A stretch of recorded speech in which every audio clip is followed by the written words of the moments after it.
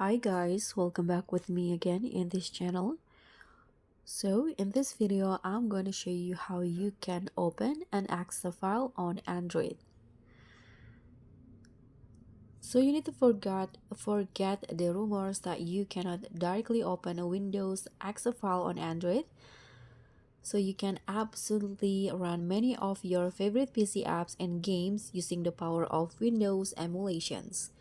And here I'm going to show you the best, most reliable method.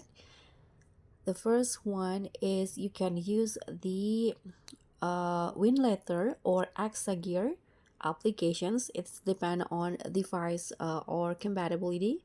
So these two are the powerful apps that will create a dedicated Windows environment on your Android device. First, you can download the applications on Play Store, or you can use your browser and open the official website of the app. So for example, I using the WinLater. You can just search for WinLater on your browser. You can download it from GitHub or the official page winlater.org. So download the latest versions and install it on your phone. So once it is installed, you'll see this application. You can just open it. So before you open a file, you need to place your exe file in the correct folder. You can copy it and place it on download folder, let's say. And after that, you can open the applications and create a container. So set up a container by clicking on the plus button here.